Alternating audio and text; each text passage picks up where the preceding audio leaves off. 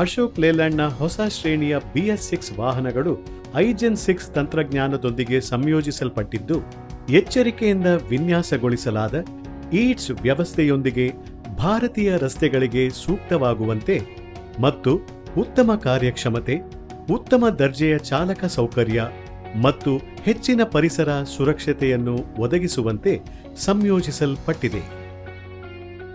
Eats ಒಂದು diesel oxidation catalyst DOC, diesel particulate filter DPF ಮತ್ತು SCR ವ್ಯವಸ್ಥೆಯನ್ನು ಹೊಂದಿದೆ. ಇವು BS6 ಹೊರಸೂಸುವಿಕೆ ಮಾನದಂಡಗಳನ್ನು ಪೂರೈಸಲು ಜೊತೆಗೂಡಿ ಕೆಲಸ ಮಾಡುತ್ತವೆ.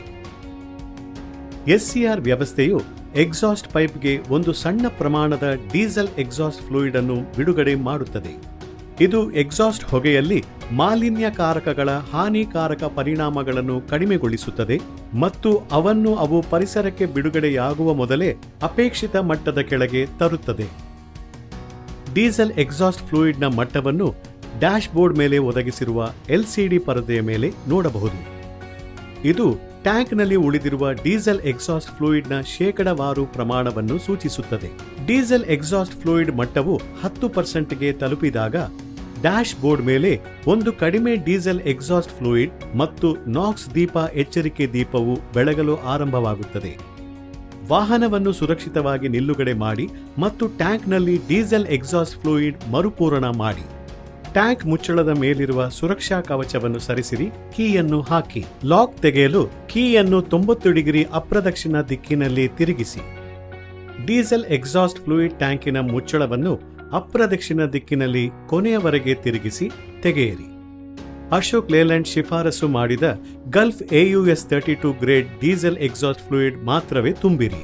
ತುಂಬಿಸುವಾಗ ಯಾವುದೇ ಸೋರಿಕೆ ಸಂಭವಿಸಿದಲ್ಲಿ ಅದನ್ನು ಸ್ವಚ್ಛವಾದ ಬಟ್ಟೆಯಿಂದ ಒರೆಸಿ. ಮುಚ್ಚಳವನ್ನು ಪುನಃ ಟ್ಯಾಂಕ್ನ ಕೊರಳಿಗೆ ಸರಿಹೊಂದಿಸಿ ಇರಿಸಿ ಮತ್ತು ಪ್ರದಕ್ಷಿಣ ದಿಕ್ಕಿನಲ್ಲಿ ಅದನ್ನು ಮತ್ತೂ ಬಿಗಿಗೊಳ್ಳಲು ಸಾಧ್ಯವಾಗದ ತನಕ ತಿರುಗಿಸಿ. ಲಾಕ್ ಮಾಡಲು ಕೀಯನ್ನು 90 ಡಿಗ್ರಿ ಪ್ರದಕ್ಷಿಣ ದಿಕ್ಕಿನಲ್ಲಿ ತಿರುಗಿಸಿ ಮತ್ತು ಕೀಲಿಯನ್ನು ತೆಗೆಯಿರಿ.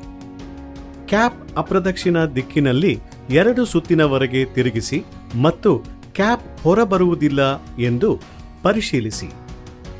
ಕ್ಯಾಪ್ ಕುತ್ತಿಗೆಯ ಮೇಲೆ ಮುಕ್ತವಾಗಿ ತಿರುಗುತ್ತದೆ. ಇದು ಟ್ಯಾಂಕ್ ಕ್ಯಾಪ್ ಅನ್ನು ಸರಿಯಾಗಿ ಲಾಕ್ ಮಾಡಲಾಗಿದೆ ಎಂದು ಸೂಚಿಸುತ್ತದೆ.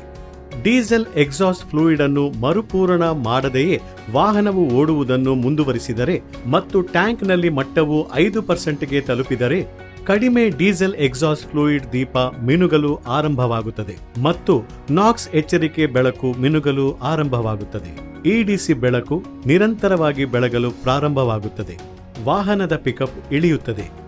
ಈ ಪರಿಸ್ಥಿತಿಯಲ್ಲಿ ವಾಹನವನ್ನು ಚಲಾಯಿಸುವುದು ಸುರಕ್ಷಿತವಲ್ಲ ಮತ್ತು ಆ ಕ್ಷಣವೇ ಮರುಪೂರಣವನ್ನು ಮಾಡಬೇಕು. ವಾಹನವನ್ನು ಮರುಪೂರಣ ಮಾಡದೆ ಮುಂದುವರಿಸಿದರೆ ಮತ್ತು ಟ್ಯಾಂಕ್ನಲ್ಲಿ ಡೀಸೆಲ್ ಎಕ್ಸಾಸ್ಟ್ ಫ್ಲೂಯಿಡ್ ಮಟ್ಟವು 3% ತಲುಪಿದರೆ ರೆಡ್ ಸ್ಟಾಪ್ ಲ್ಯಾಂಪ್ ಜೊತೆಗೆ DEF, ನಾಕ್ಸ್ ಮತ್ತು EDC ದೀಪಗಳು ಹೊಳೆಯಲು ಪ್ರಾರಂಭವಾಗುತ್ತವೆ. ವಾಹನದ ಪಿಕಪ್ ಇಳಿಯುತ್ತದೆ ಮತ್ತು ಸ್ವಲ್ಪ ಸಮಯದ ನಂತರ ವಾಹನದ ವೇಗವು ಗಂಟೆಗೆ 20 ಕಿಲೋಮೀಟರ್ಗಿಂತ ಹೆಚ್ಚಾಗುವುದಿಲ್ಲ. ಈ ಸ್ಥಿತಿಯಲ್ಲಿ ತಕ್ಷಣ ಡೀಸೆಲ್ ಎಕ್ಸಾಸ್ಟ್ ದ್ರವವನ್ನು ಟ್ಯಾಂಕ್ನಲ್ಲಿ ಪುನಃ ತುಂಬಿಸಿ. ಈಟ್ಸ್ನ ಉತ್ತಮ ಬಾಳಿಕೆಗಾಗಿ ಅನುಸರಿಸಬೇಕಾದ ಮುಖ್ಯ ಸೂಚನೆಗಳು. ಫ್ಯೂಯಲ್ ಸ್ಟೇಷನ್ಗಳಲ್ಲಿ ಮರುಪೂರಣ ಮಾಡುವಾಗ ಡೀಸೆಲ್ ಎಕ್ಸಾಸ್ಟ್ ಫ್ಲೂಯಿಡ್ ಮತ್ತು ಡೀಸೆಲ್ ಮಿಶ್ರಣವಾಗುತ್ತಿಲ್ಲ ಎಂದು ಖಾತ್ರಿಪಡಿಸಿ. ಟ್ಯಾಂಕ್ನಲ್ಲಿ ಡೀಸೆಲ್ ಎಕ್ಸಾಸ್ಟ್ ಫ್ಲೂಯಿಡ್ ಮಟ್ಟವನ್ನು ಪರೀಕ್ಷಿಸಲು ವೈರ್ ಅನ್ನು ಬಳಸಬೇಡಿ. ಡ್ಯಾಶ್ ಬೋರ್ಡ್ನಲ್ಲಿನ LCD ಪರದೆಯನ್ನು ಯಾವಾಗಲೂ ನೋಡಿ. ಯಾವಾಗಲೂ ಡೀಸೆಲ್ ಎಕ್ಸಾಸ್ಟ್ ಫ್ಲೂಯಿಡ್ ಟ್ಯಾಂಕ್ ಮುಚ್ಚಳವನ್ನು ಸರಿಯಾಗಿ ಮುಚ್ಚಿ ವಾಹನವನ್ನು ಚಲಾಯಿಸಿ.